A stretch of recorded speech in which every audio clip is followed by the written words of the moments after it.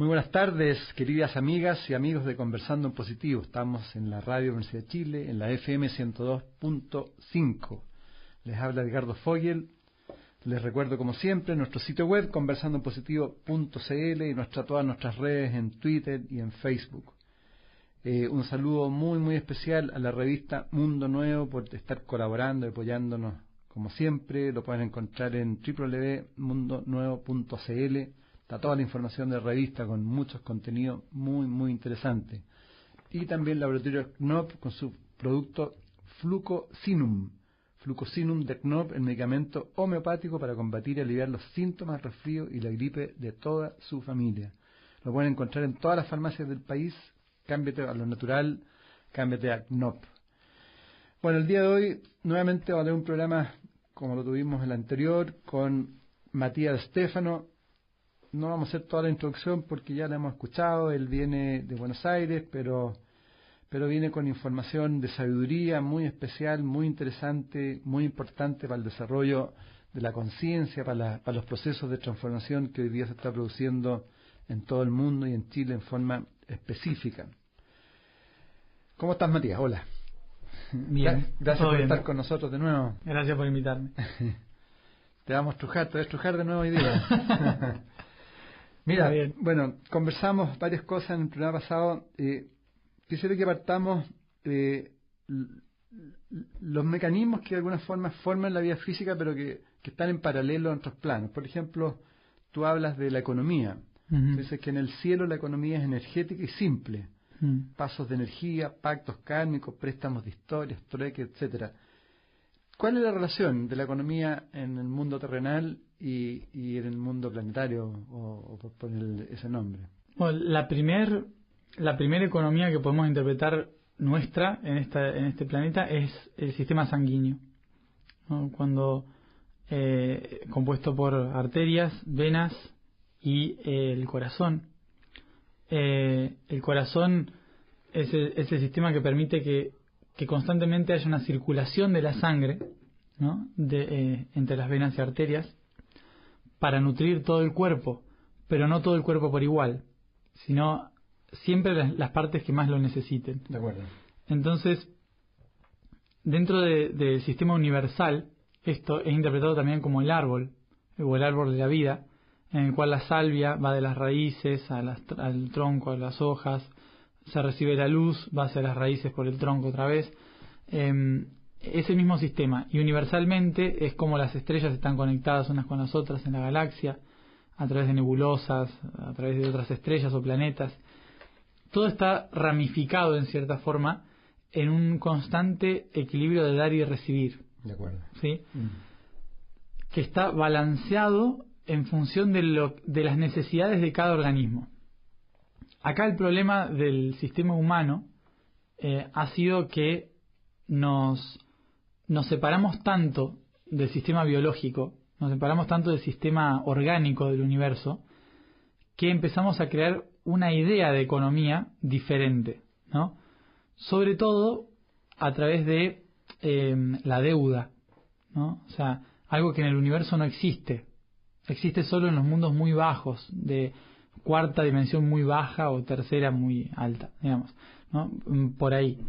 Son sistemas en los cuales siempre hay alguien que se queda sin nada, ¿no? Y que tiene que sacar de otro para poder seguir subsistiendo. En este sistema de deuda hay una parte que es acumulación, con lo cual se interpretó al corazón como un sistema acumulativo y no un sistema distributivo. Entonces, ¿qué pasa con eso?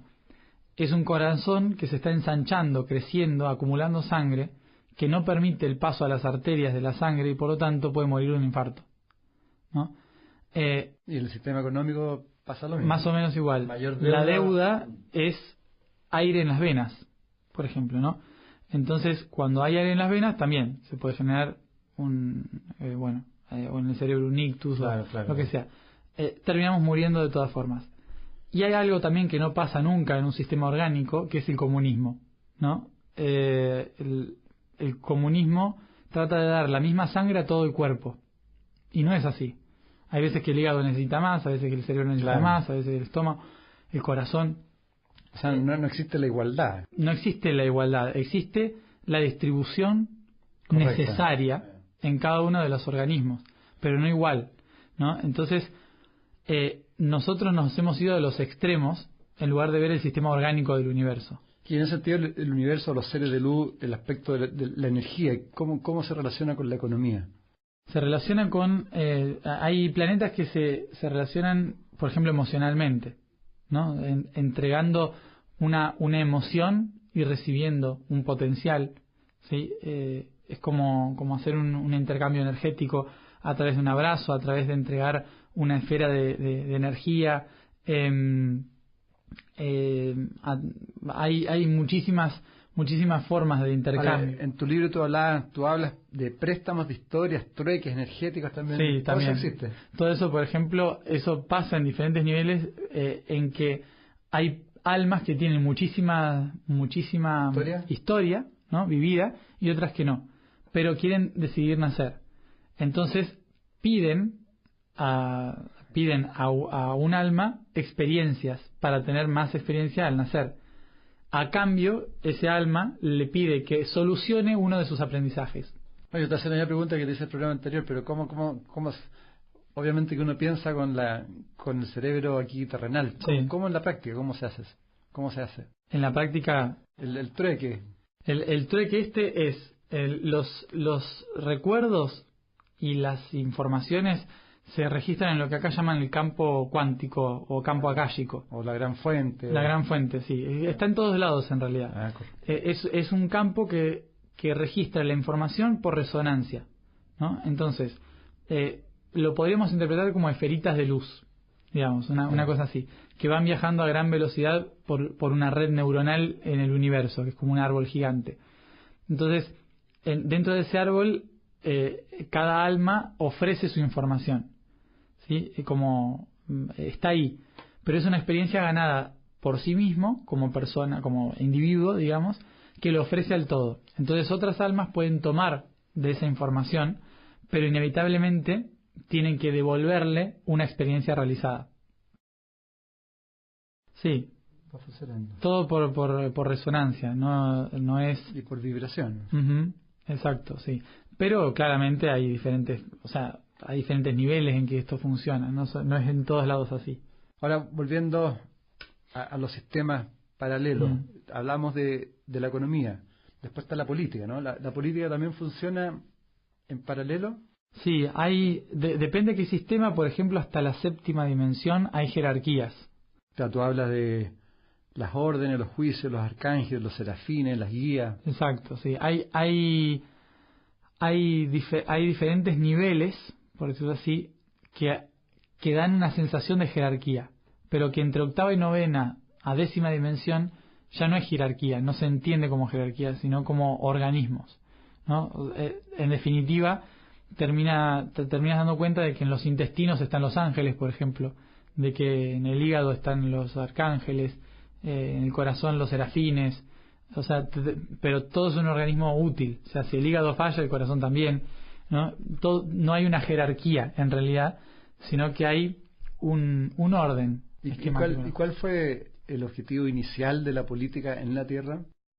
En la Tierra, de tratar de que el conjunto no perdiese el objetivo del propósito. Tenemos un propósito. ¿Cuál es el propósito? La evolución. Había un grupo de personas que se dedicaba a recordarnos constantemente el propósito. Y esa era la política, ¿no? Entonces, el político era un sabio, en realidad, en ese momento. No eran abogados, como lo son hoy. Era un sabio, o a veces era un rey que había trabajado mucho con los sacerdotes para poder entender la divinidad y entender el organismo vivo del universo, que nos guiaba en recordar siempre por qué estábamos haciendo lo que estábamos haciendo y hacia dónde y de qué maneras serían las mejores para poder lograr el objetivo. ¿Y cuál es la diferencia con la religión? La religión es el sentido por el cual se hace todo. O sea, es tratar de decir, bueno, este es el propósito, pero ¿por qué hacemos este propósito? ¿No? ¿Por qué hacer todo esto? Entonces la religión lo que trataba de hacer era de darle sentido a toda nuestra existencia. Ahora, lo que tú planteas es que de alguna forma las religiones se adueñaron de la política y de la economía. Exacto. Y ahí empezaron los conflictos, ¿no? Sí, porque es inevitable, está totalmente relacionado. Dentro de nuestro cuerpo yo relaciono. La economía es el corazón, la educación es la garganta, la política son los ojos y el tercer ojo, y la religión o espiritualidad está en el chakra corona, sobre nuestra cabeza. Entonces, están desde el corazón para arriba, están muy relacionados esos chakras, ¿no? Es decir, que la religión es la que le da sentido al propósito, que es la política. La política es la que le da propósito al ser, por lo tanto, le permite expresarse, que es la educación. Y el ser, al expresarse, genera cosas, un intercambio cultural que después llamamos economía. La economía, claro. ¿No? Entonces, en definitiva, cuando la espiritualidad se desconecta del sentido de las cosas, trata de dirigir el propósito. Cuando trata de dirigir el propósito, por lo tanto, controla la educación. El controlar la educación controla la cultura, que termina siendo la economía. Entonces, llega un punto en que naturalmente, cuando los sacerdotes se desconectan de la esencia, la única forma en que creen que todo va a seguir en orden es controlando el corazón, controlando la garganta y controlando la conciencia. Y eso es lo que ha sucedido. Eso fue lo que sucedió en los últimos 15.000 años aproximadamente. Antes no sucedía. En los últimos 10.000 concretamente empezó a perderse la conexión más directa de cada uno, de cada individuo con la fuente, y necesitamos de alguien que nos guíe. Entonces, en ese sentido, estamos con Matías Stefano, en ese sentido los grandes maestros como un Jesús, Buda, Mahoma, ¿se puede decir que de alguna otra forma fallaron en su misión? No fallaron. Sino que, por ejemplo, si hubiesen fallado nadie los recordaría, básicamente, ¿no? No fallaron porque hoy todos nos conectamos con las mismas palabras, ¿no? O sea, hoy toda América recuerda las palabras de Jesús, por más que las hayan tergiversado un poquito, mucho, pero todos están conectados con las palabras. Entonces significa que antes estábamos más dispersos, con diferentes palabras. Ahora más o menos, si alguien dice conciencia crística, ya más o menos sabemos de dónde viene, ¿no? Amor incondicional, ya sabemos de dónde viene, porque todos tenemos el mismo vocabulario. Entonces no fallaron en eso. El conflicto fue después, unos 500 años después de la muerte de muchos de los profetas, en que ya la sociedad estaba más desconectada y la religión, la única forma de subsistir, la única forma en que vio de subsistir fue la política. Entonces se metieron en la política y empezaron a hacer publicidad, digamos, ¿no? Y cuando empezaron a hacer publicidad de su propia religión, se convirtieron en educadores. ¿Y qué explicación tú le das, por ejemplo, en este caso a la Inquisición o a las guerras? ¿Cuál es el sentido que tienen? Bueno, si hablamos desde la dualidad, obviamente no tiene ningún sentido, ¿no? Porque no era necesario pasar por toda esa experiencia. Nunca lo fue. Pero si hablamos de la neutralidad, son mecanismos que nos impulsan a evolucionar más rápido, ¿no? Son situaciones que hacen que podamos trascender realidades para que no vuelvan a suceder, ¿no? O sea, si no hubiese sido por la Inquisición, por ejemplo, no digo, para mí no fue necesaria, ¿no? Obviamente que no. Pero si no hubiese sido por la Inquisición, hoy no tendríamos todos el mismo idioma, ¿no? O sea, no hablaríamos todos latín, no entenderíamos todos el mensaje de Jesús, por ejemplo, ¿no? Si no hubiese sido por lo que hizo Mahoma, los pueblos árabes no estarían unidos como lo están hoy, en cierta forma. En cierta forma, porque nosotros también estamos un poco mal. Pero a lo que voy es que nos empezaron a unir, ¿no? Todos esos conflictos en cierta forma nos terminan uniendo en querer hacer algo diferente, ¿no? Despertando también, claro. Ahora, tú también planteas que es importante entender la historia, porque es cíclica. Ujú. Entonces tú planteas, por ejemplo, la historia desconocida desde 20.000 años Ujú. antes de Cristo, desde la Atlántida. ¿Cómo se va desarrollando? Porque tú también planteas el tema de Darwin, que hay con retoques del humano por otras razones. Explícanos un poco, en pocas palabras, digamos, cómo funciona la historia de 20.000, porque tú hablas de la historia desconocida. Sí. Para entender la historia y cómo funcionan las cosas, hay que entender muchas cosas de la esencia. Llamamos historia una aglomeración de hechos que han sucedido a lo largo del tiempo. Pero en el universo el tiempo no existe. O sea, no existe. Es diferente, en realidad, a lo que nosotros creemos. Por lo tanto, todo lo que para nosotros pasó, en realidad en el universo sigue pasando. Todo lo que va a pasar en el universo está pasando. ¿Sí? Y todo lo que pasa también está en el pasado y en el futuro. Entonces es muy complicado de entender desde ese lugar.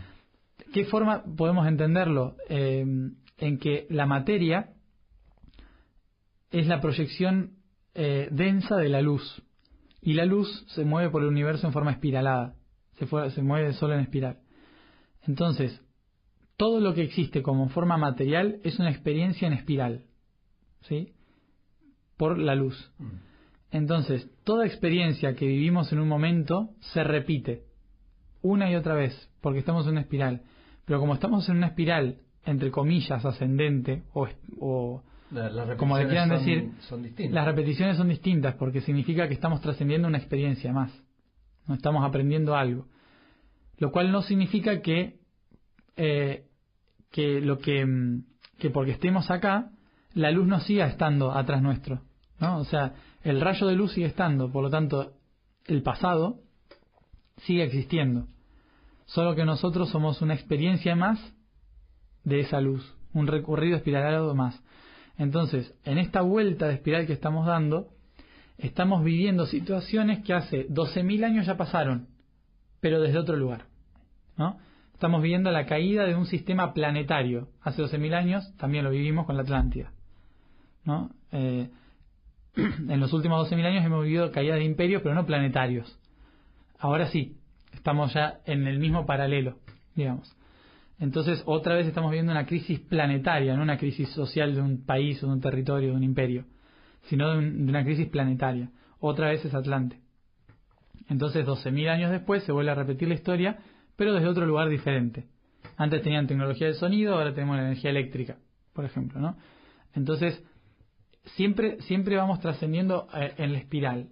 Por eso es importante para mí, reconocer que somos luz, que vamos evolucionando en forma de luz, en espiral, y por lo tanto, cuanto más atrás en la historia vamos, más al futuro nos acercamos. Que eso es como una visión un poco extraña, pero que hay muchos pueblos nativos que lo tienen, ¿no? O sea, hay, por ejemplo, en los Andes, en el norte, hay el pueblo Aymara, si no me equivoco, sí. Tiene la visión del futuro en sus espaldas y el pasado delante, que es contrario a lo que normalmente uno cree. Ahora, lo importante, tal como tú dices, ir reconociendo la historia, es no caer de nuevo en los mismos errores, ¿no? Exacto. Porque si en un momento dado este planeta podría pasar lo mismo que pasó con la Atlántida. Otra vez. Entonces, la idea de que se repitan situaciones, no hechos en sí, pero sí situaciones parecidas, es para ver de qué manera podemos trascenderlo con las nuevas herramientas, ¿no? Ahora tenemos otras herramientas. A ver cómo lo hacemos esta vez, ¿no? Pero es algo que nosotros mismos creamos y proyectamos para probarnos a nosotros mismos, ¿no? Entonces, lo que tenemos que tratar ahora es de no repetir lo mismo. Pero si nos olvidamos de lo que pasó. Ahora, la Atlántida se destruyó por un nivel tecnológico, ¿no? Muy alto y soberbia. Se destruyó por querer controlar todo, ¿no? Y ahora estamos en eso.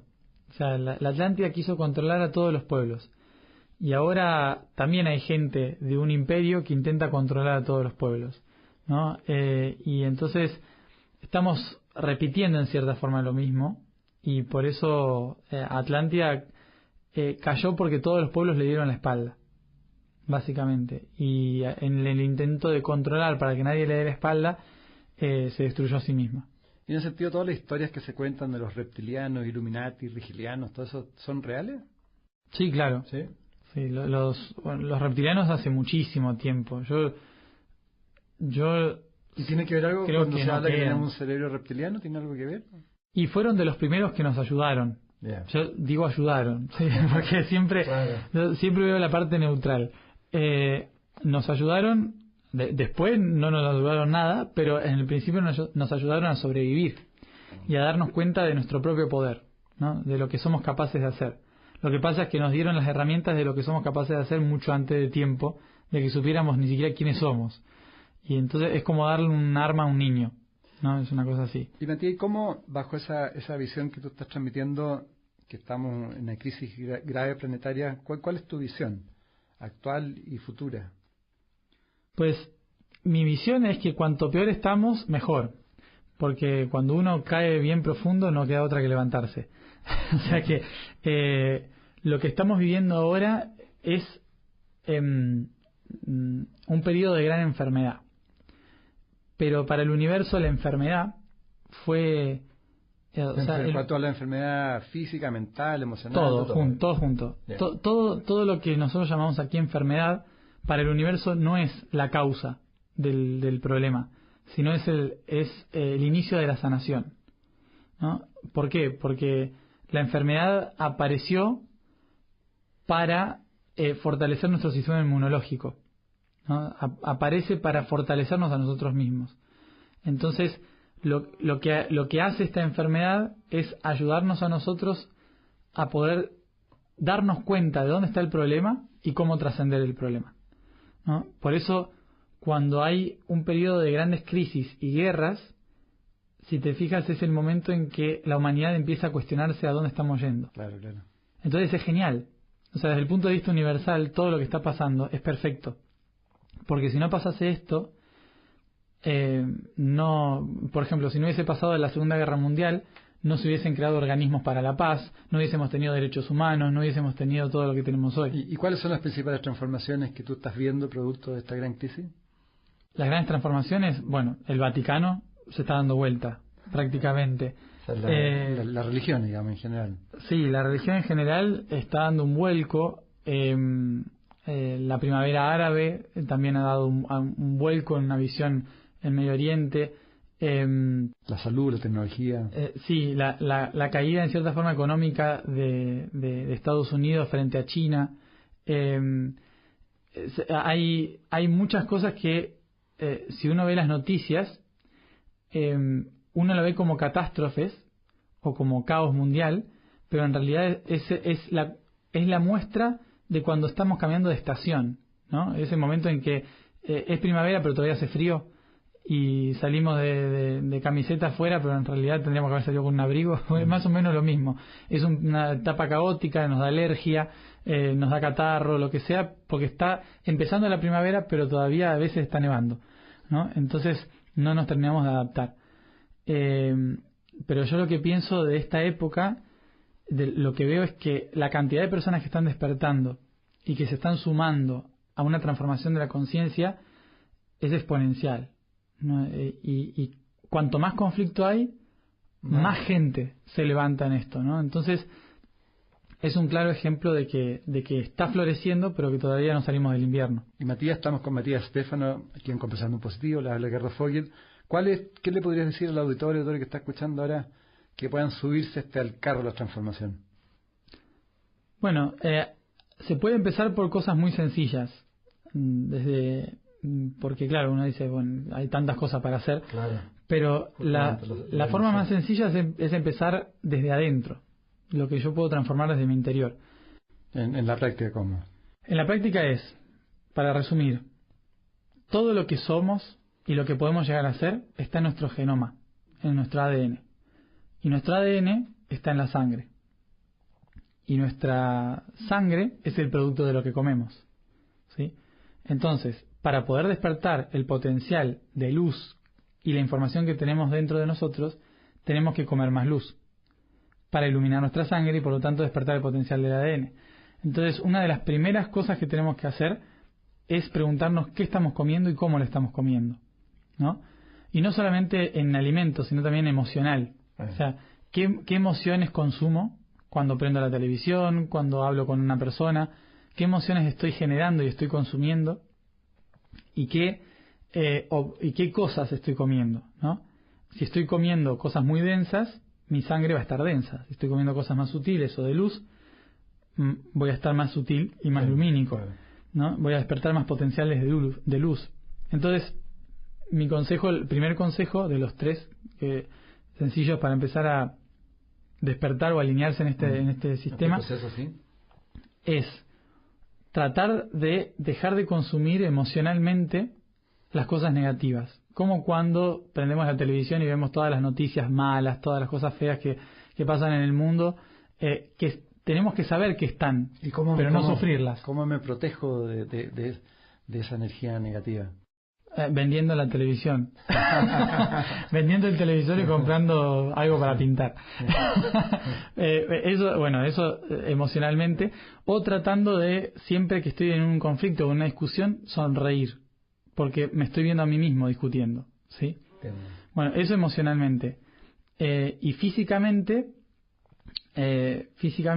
es comer más semillas, frutos, y verduras, pero sobre todo semillas y frutos, porque me aportan mucha más luz, porque son el producto de la fotosíntesis.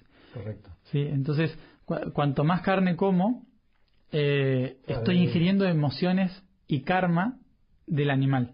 Y peor de animales que se alimentan de otros animales, finalmente. Totalmente. No tienen nada de luz ahí, ¿no? Claro, o sea, es una luz distorsionada, ¿no? Entonces, si yo lo que quiero es tener más claridad, necesito menos distorsión. Entonces, necesito cosas que me den la luz más directamente, es decir, cosas de fotosíntesis. Y, eso por un lado. Por el otro, oxigenar la sangre correctamente, que es la respiración. Sí. Siempre respirar por la nariz. A veces es difícil porque no nos enseñan. Y respiración abdominal, ¿no? Claro, exacto. Respiración abdominal y siempre por la nariz. Inhalar y exhalar por la nariz. Porque así estoy realmente oxigenando todo el cuerpo. Claro. Y la tercera es reírse más. Al menos sonreír, si es posible. Claro. Pero reírse más. Porque cuando uno se ríe, genera una frecuencia alta. Como un pico de frecuencia. Y eso lo que hace es elevar la vibración de todo el cuerpo. Y a propósito de eso de la energía, tú también eres como crítico de hoy día la construcción de las ciudades. Sí. También ahí hay como un bloqueo. La arquitectura. Claro, sí. Que hay un bloqueo de la circulación de energía, ¿no? Uh-huh. O sea, deberíamos salir un poco de la ciudad también, ir a contactarse con la naturaleza. Sí, bueno, o construir ciudades naturales, construir ciudades más alineadas con el propósito natural. En ese sentido, los masones eran muy buenos hasta que se hicieron políticos. Lo que hablamos antes. Sí. La masonería creo que fue uno de las últimas agrupaciones que realmente trajo la filosofía antigua y pudo construir sistemas orgánicos, ¿no? O sea, rotondas, avenidas transversales, curvas, monumentos no más altos que árboles o monumentos que tienen todos los chakras, ¿no? Porque, por ejemplo, la cúpula de una catedral, una pirámide, un obelisco, un edificio con punta, tienen el chakra corona y el chakra tercer ojo, cosa que los edificios de hoy no tienen, ¿no? Y tampoco tienen chakra raíz porque muchos de ellos no tienen nada para abajo, se construyen de la tierra para arriba. Hay faltan más arquitectos evolucionados. Sí, necesitamos muchos arquitectos en conciencia, ¿no? Claro. Porque la forma de anclar la conciencia en la sociedad es construyendo con conciencia, ¿no? Entonces necesitamos ciudades que se parezcan a flores, necesitamos ciudades que se parezcan a árboles, ciudades que sean orgánicas. Y yo creo que en el futuro ya está viendo, pero no está viendo, lo que noto es que no hay planificación urbana, sí planificación inmobiliaria, a lo mejor un edificio, a lo mejor una casa con bioconstrucción y demás, pero no planificación urbana. Lo que necesitamos son capitales que sean así. Bueno, recordemos que estamos con Matías Stefano aquí ya en nuestro segundo programa con él. Estamos en la Radio Universidad de Chile, en la FM 102.5. Vamos a hacer un breve aro con nuestros auspiciadores y volvemos de inmediato con Matías. No se vayan y pues ya volvemos. Bueno, aquí estamos nuevamente en la Radio Universidad de Chile, en la FM 102.5, junto a Matías. Matías, háblanos un poco de la vida y la muerte. ¿El concepto de la muerte estaría metido en nuestro sistema de creencias? Sí. Nosotros, obviamente como seres duales, interpretamos que se nace y se muere, ¿no? Y es la vida y la muerte. Pero para el universo no funciona así, ¿no? O sea, la muerte es simplemente una continuación de la vida. Es más, del otro lado, en otras dimensiones, a veces se ve el nacimiento como la muerte en esa dimensión, ¿no? O sea, es al revés. Es un viaje continuo en el cual simplemente nos ponemos un traje y nos sacamos un traje. Todo en el universo es energía y toda la energía se transforma, pero no desaparece. Solo cambian las formas. Entonces, por eso en las culturas antiguas que estaban más conectadas con toda esta verdad, desde niños se los preparaba para la muerte, ¿no? Se nos preparaba a todos para morir. Era un viaje hacia la muerte la vida, y algo alucinante, ¿no? Porque desde pequeños ya se preparaban las tumbas, ya se convivía con los muertos, se comunicaban con los espíritus, y todos los actos que hacían en la vida eran para dejar un buen legado y para poder elevarse en la muerte, ¿no? Entonces, no se veía la vida como hay que correr antes de morirse, ¿no? Sino que se veía como un viaje hacia la muerte y la muerte como una alegría, ¿no? Cuando moría un ser querido era porque lo había logrado. Hay que salir a bailar. Claro, sí. Es más, en la antigüedad, en la época de Atlántida, si no mal recuerdo, se vestían de colores a la hora de la muerte de alguien y se le acompañaba en la muerte vestido de colores, ¿no? Para que pueda ver la luz, ¿no? Para que se refleje la luz. Bueno, ahí vienen las cadenas, también la masonería y distintas formas cuando una persona muere para conectarse, ¿no? Exacto, sí, crear un canal. Apoyarlo en su viaje, claro. Exacto. Uh-huh. Tú también hablas del sistema planetario, que tú en un momento dado te sentías muy triste cuando joven por lo mal que estaba el sistema planetario. ¿Cuál? ¿Este planeta? Claro, el sistema planetario. Ah, sí. Que tú sufrías un poco por eso. Sí, al principio lo sufría mucho porque estaba energéticamente tan abierto que sentía la Tierra, ¿no? Y lo que pasa es que, o sea, es como sentir que la Tierra está esquizofrénica, ¿no? Porque no hay un único pensamiento en la Tierra, es como todo un caos. Entonces, al sentir eso, poder sentir a la Tierra en su sentido, en su pensamiento, estaba muy frustrado, muy mal, sobre todo por poder recordar otras vidas donde había intentado hacer esto mismo que estoy haciendo ahora, desde diferentes lugares, ¿no? En otras religiones o lo que sea, y ver que todo seguía más o menos igual. Después de 15.000 años era como, ay, por Dios, no, otra vez no. Sí, hasta el día de hoy a veces me dan unos picos de frustración. ¿Sientes que...? Pero son de menos de media hora. Ya cada vez son más leves, antes duraban días. ¿Te sientes feliz con lo que estás realizando? Sí, me siento feliz porque siento que más allá de que sirva o no, vale la pena hacer algo, ¿no? O sea, hay gente que, por ejemplo, que me critica, ¿no? O que tiene miedo y que dice que voy tocando portales por ahí que no se tienen que tocar, que estoy engañando a la gente, y yo a veces me pregunto, a lo mejor lo estoy haciendo, a lo mejor no me doy cuenta que estoy engañando a la gente, a lo mejor no me doy cuenta que estoy tocando cosas que no debo, pero después me pregunto, ¿y qué haría si no lo estuviese haciendo? ¿Un trabajo de 8 horas? ¿Metido en el sistema, pagando impuestos para morir? ¿No? Entonces dije, mira, aunque me esté equivocando, algo está pasando. No importa si me estoy equivocando, pero estoy haciendo algo que sé que vale la pena hacer. ¿Y cómo recibes las críticas y las cosas que te colocan en internet y en distintos lados? A algunas las veo como publicidad. porque mucha gente me conoció por eso, ¿no? Mucha gente dice, mira, hablan mal de este, voy a ver qué dice. Y después le termina gustando y termina formando parte de lo que hago. Entonces, muchas veces incluso les agradezco a los que me critican públicamente porque lo considero como que expansión, digamos, de lo que digo. Y por eso hay algunos que ya no me critican por las dudas. Y en realidad a veces me frustra, ¿no? Porque uno siente que está haciendo todo lo que está o sea, yo, entre comillas, dejé mi vida, o sea, estoy manejándolo bien, pero dedico mi vida a esto, ¿no? Dedico mi vida a tratar de ayudar. Hace tiempo que no cobro un sueldo de absolutamente nada. O sea, hay alguien que me ayuda a pagar el alquiler. O sea, realmente pasa esto, porque me estoy dedicando plenamente a esto. Y claro, o sea, a veces frustra el hecho de que la gente critique en lugar de preguntar, ¿no? Pero es parte, o sea, después me doy cuenta de que tal vez eso también ayuda a mejorar el mensaje. Es más, muchas veces las críticas me han ayudado a poder resumir mejor el mensaje, a poder ser más claro. Y bueno. Y en ese sentido, Matías, el año más o menos el 92 como que se levantó más la información, ¿no? Del desarrollo de conciencia y todo.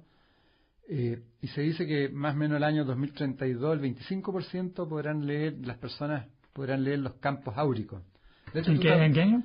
El 2032, que me parece que es el mismo año que tú te planteaste como objetivo, ¿no? Yo por ahí sí, hay... Tienes un objetivo hasta el 2032. ¿Y eso es por algo determinado? Hay etapas que, según el plan, hay que ejecutarlas por alguna razón, astrológicas o lo que sea, que ponen fechas específicas para lograrlo. Para decir, si se hace hasta este momento, va a ser mucho más factible, ¿no? Si no, va a costar más. Es como aprovechar empujones energéticos. ¿Y tú crees que va a aumentar tanto la posibilidad que nos leamos los campos de Aurea? Yo creo que sí. Por la cantidad de gente que lo está haciendo ya y que cada vez es más natural, creo que sí. O sea, eso va a evitar que seamos tan mentirosos. No significa que todos, ¿no? Y ya hoy cuesta más esconder la mentira, ¿no? Hoy para mí es como muy difícil mentir, porque incluso pasa en la televisión o en la política, ¿no? Cada vez es más fácil darse cuenta de que te están mintiendo porque se pisan solos, ¿no? Entonces,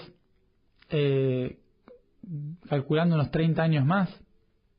Puede ser, sí. Y el tema de mucha gente que se plantea que pueden leer los registros akáshicos y todo eso, ¿es tan así o es fácil llegar a obtener esos registros? No. Y primero podría explicar a los autores qué significan esos registros. Que los registros akáshicos es como entrar al ¿cómo se dice? Al sistema operativo central del universo, ¿no? Entrar al sistema operativo central es entrar a donde están todos los 001110, ¿no? Todos esos códigos donde está toda la información de pasado, presente y futuro, de todas las posibilidades del universo, todas las experiencias del universo. Están todas ahí, ¿no? Los registros de información general. Es la médula espinal y cerebelo consciente del universo. Normalmente la gente que va a los registros akáshicos no va ahí. No entra directamente a ese lugar. No entra. No, sino que lo que hace es tomar del campo áurico de la persona la información del campo akáshico más cercana, ¿no? Porque akashas hay en todos lados. O sea, cada célula tiene un registro. Entonces, nunca se entra al registro original o al registro universal, sino que se entra al registro de la persona en ese momento, que está más cercano. ¿Y tiene alguna utilidad eso? Tiene la utilidad de poder ver con más claridad y poder entender con más claridad el proceso, ¿no? O sea, es como entrar a un libro, a una biblioteca, en la cual hay un manual de mí, ¿no? O sea, el manual de yo mismo. Entonces, se abre el libro y, mira, esto te está pasando por esto. O la mejor manera de solucionar este problema podría ser esta. Pero ¿qué pasa? No siempre en los registros de información... Yo, por ejemplo, no entro casi nunca. En los registros de información general no sé, son seres muy hoscos, ¿no? O sea, yo he trabajado ahí y las entidades son muy hoscas. O sea, la información... ¿Cómo siente esas energías que son hoscas? No están abiertas a ofrecer la información. ¿Por qué? Porque si entraste a un código que es 000110 y en el medio del 1 y el 1 le pusiste un 0 sin darte cuenta, cambiaste toda una configuración. Por lo tanto, a lo mejor quisiste buscar una información, pero terminaste destruyendo tu destino y creaste cualquier otra cosa que está... O sea, puede ser un desastre. O sea, como que te tomáis un ácido grande y te puede generar un tremendo efecto contrario, ¿no? Exacto. Sí, entonces, por eso tratan de que solo entren ahí custodiados por sus guías, seres que sepan manejar la información, que cuando tocan algo lo dejen tal cual estaba, ¿sí? O sea, no se puede dejar todo tirado, digamos. ¿Qué significa eso en la práctica? El tocar y guardar. En la práctica del que lee registros, sí. Por ejemplo, en la práctica del que lee registros es, nunca él debe abrir los registros. Siempre debe pedir autorización a un guía que te guíe dentro de los registros para que te lleve frente a un bibliotecario, le llamo yo, que el bibliotecario sea el que abra el libro y te lo muestre, ¿no? O sea, es toda una burocracia. ¿Y eso lo tienes que hacer cuando en sueños, dormido? No, se puede hacer como una terapia o las personas que están habilitadas para hacer esto. Pasa que hay muchas personas que han sido habilitadas pero que no están álmicamente habilitadas, ¿no? a hacer esto. Entonces después pueden tener problemas con que se les borre la información de sus computadoras, de que pierdan amigos, de que les pasen cosas así, efectos secundarios de haber entrado en los registros generales. Por eso siempre es mejor pedirle a tu guía que se comunique con el guía de la otra persona, que vayan a los registros, que abran los registros con un bibliotecario, que el bibliotecario te dé la información. Esto es una burocracia justamente para no distorsionar la geometría actual. Porque si se distorsiona la geometría actual... ¿Y cómo puede saber una persona común y corriente si se está conectando con alguien que lo está guiando bien o mal, o que lo está haciendo solamente por un tema económico?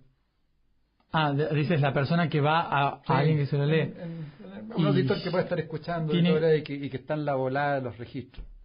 Es resonancia, ¿sí? Pura resonancia. De eso yo no hay una forma, ni tampoco me gustaría a mí decir este sí, este no, de esta forma sí, esta forma no, porque los registros son generales, por lo tanto hay muchas formas de entrar. Entonces, cambiando un poco el tema, Matías, estamos con Matías Stefano. Explícanos un poco la importancia de las glándulas, porque también se habla del método glándulo pineal, las otras, la pituitaria. ¿Son realmente importantes? Entiendo que la glándula pineal es la única que en el fondo no es doble, ¿no? Sí, que conecta todo. Que conecta todo. ¿Es así? Sí, es fundamental. O sea, las glándulas son la expresión física del alma, ¿no? El alma se representa en 12 rayos que se concretizan en 7, que es lo que llamamos ruedas o chakras en sánscrito. Sí, que son motores energéticos que permiten la activación del potencial, ¿no? Entonces, dentro de la experimentación, cuando se entra en la materia, las glándulas son la proyección física de esa energía. Por lo tanto, cada glándula es sumamente importante para la producción de hormonas que activen emociones que nos lleven a activar nuestro potencial para cumplir nuestra misión. O sea, el sistema hormonal es la traducción física de la emoción que genera el alma. Entonces, son fundamentales. Y la glándula pineal y la glándula hipófisis son las únicas que integran todo. Correcto. Porque son las que se conectan con el uno, que es el espíritu. Entonces no son duales, ¿no? Sobre todo la pineal no es dual. Entonces te permite ver con el único ojo. ¿Qué es lo que hablaban los masones? ¿Qué es lo que hablaba también en el cristianismo? Está el ojo de Dios, ¿no? Está en todas las religiones, pero hay muchos que nos hicieron tenerle miedo a ese ojo. Entonces también... se distorsionó también. Se distorsionó en la historia. Claro. Exacto, se distorsionó. ¿Y cómo uno se conecta a esa glándula? Bueno, hay gente que sabe mejor, ¿no? Que tiene hay muchas... Pero en términos simples, sí. ¿Requieres una disposición, una actitud, ejercicio? ¿Cómo? Sí, se requiere de un ejercicio de respiración, concretamente, porque la activación de la nariz justamente nace desde el centro donde está a esa altura el tercer ojo, ¿no? Entonces tiene mucho que ver con la respiración, con la forma de respiración. Respiración holotrópica, por ejemplo, respiración Kundalini. Tiene que ver con cómo yo respiro, por eso dije respiración solo por la nariz. Entiendo, sí. Porque al respirar por la nariz, el oxígeno golpea directamente la cavidad nasal donde está sentada la pineal dentro de la cabeza. Entonces, lo que estás haciendo es incentivarla. Algo muy sencillo para activarla es sonidos nasales, por ejemplo. La M, la N, la ñ. Por eso hago el om. Ahí vienen los mantras. Los mantras, sí, que muchos tienen M, N. Claro, sí. Casi todos, sí, son para activar la pineal. Porque lo que hace eso es activar la luz en mi interior a través de la frecuencia. ¿Sí? Frecuencia vibratoria. Exacto, y los sonidos nasales son los que permiten hacer eso. Entonces, sonido nasal con respiración nasal, solo nasal, ya es algo muy sencillo para empezar a activar la pineal. Y no cepillarse los dientes con flúor. Con flúor. ¿Por? Porque el flúor calcifica la pineal. Mira. Entonces es mejor usar pastas naturales. Bueno, recordemos que estamos con Matías Stefano, ya estamos en nuestro segundo programa con él, se nos está acabando nuevamente el tiempo. Muchas gracias, Matías. Gracias. Creo que todos los auditores y auditoras deben estar como así, con con la oreja. Espero que sean algunas cosas útiles, por lo menos. Para ir cerrando un poco, quizás podríamos el tema de la transformación de la conciencia y el objetivo que tú planteaste. Tú planteas que el objetivo del ser humano es la integración de todo y la reunificación a la totalidad. Vamos cerrando para los auditores en el trabajo personal que cada uno debe ir haciendo para ir logrando el objetivo.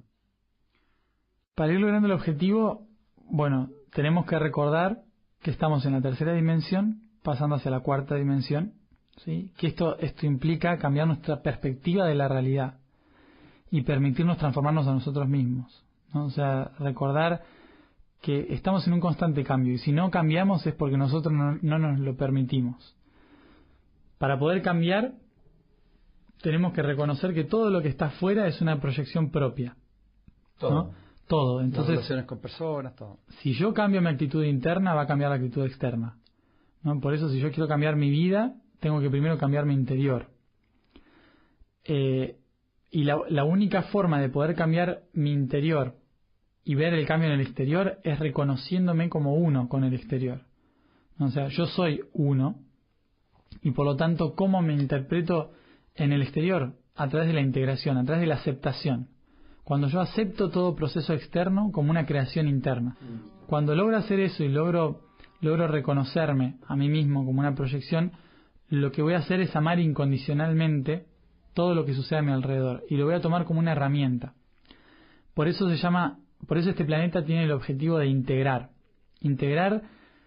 en un mundo donde todos somos diferentes, ¿no? Y ese es el reto. O sea, hasta en nuestra familia tenemos conflictos porque no nos entendemos. Imaginémonos, obviamente, las razas, los países. Sí. Entonces, el gran reto de este planeta es la integración de todas las partes. Por eso nos pusieron el reto más difícil, ¿no? Pero para poder hacerlo, primero tengo que integrar mis propias partes. Internamente, claro. Exacto. Integrar mis propias partes es reconocer que todo lo que está afuera es una proyección interna. Que si recibo cosas negativas es porque internamente estoy pidiendo a gritos esas cosas negativas, ¿no? Las estoy creando para poder yo trascenderlas, básicamente. No es que el universo me está mandando cosas feas, es que yo las estoy proyectando para poder trascenderlas. Entonces, cada vez que aparecen cosas negativas es observarlas desde otro punto de vista para reconocer que soy yo mismo enseñándome a mí mismo. Y a partir de eso, cuando abrazo la situación simplemente se desvanece. Empiezo a integrarla. Nunca es negar, jamás es negar. Si yo niego algo o reprimo algo, como por ejemplo, tengo que ser un ser amoroso, entonces reprimo el odio, ¿no? No puedo odiar a nadie, no me puedo frustrar, no puedo hacer nada de eso porque yo tengo que ser un ser amoroso. Eso no funciona. No funciona así. Si yo no expreso lo que siento en cada instante, entonces tarde o temprano me va a jugar una mala pasada, claro. Porque el odio se va acumulando y me va a terminar generando un cáncer. O sea, la palabra está ahí en fluir, ¿no? La palabra está en fluir. La cuestión es no expresar el odio contra el otro, ¿no?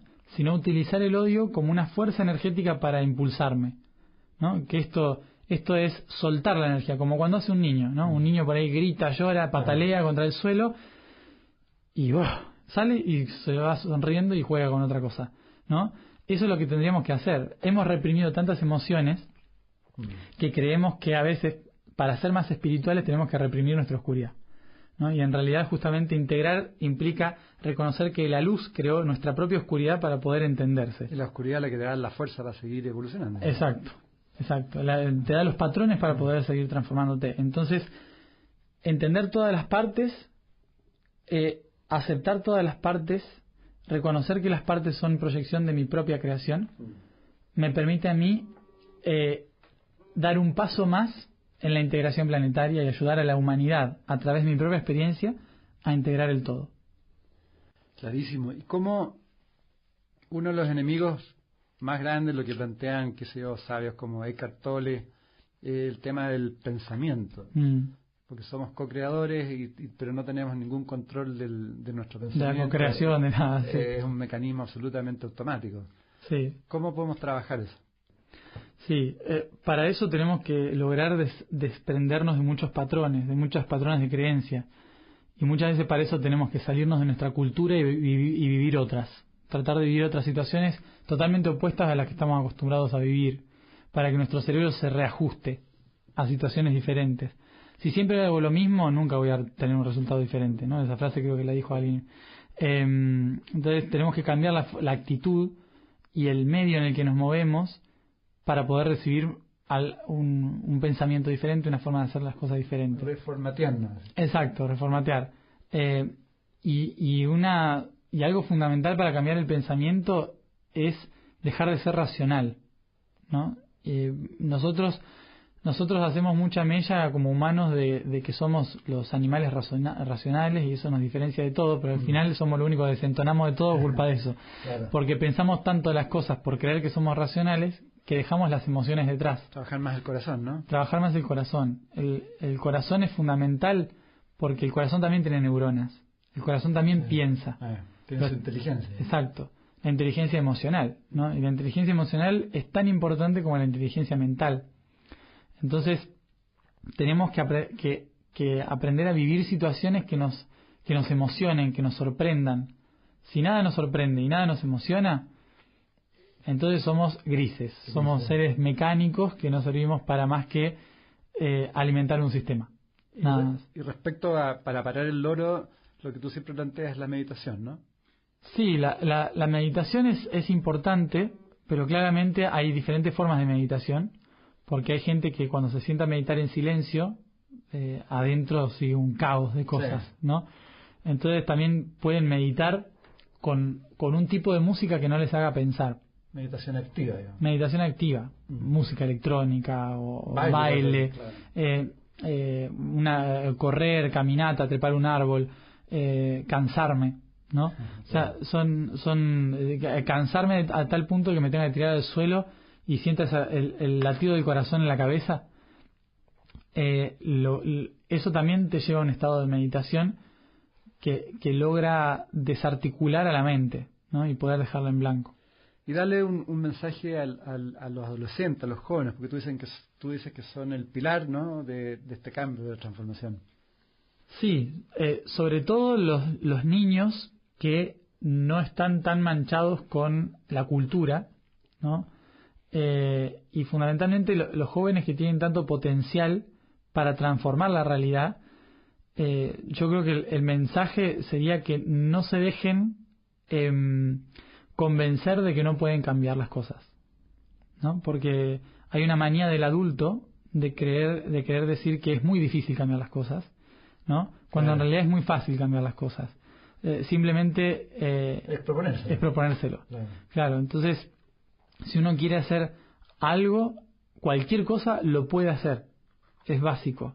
El universo lo genera en tanto uno sepa que realmente lo quiere hacer. No hay límites.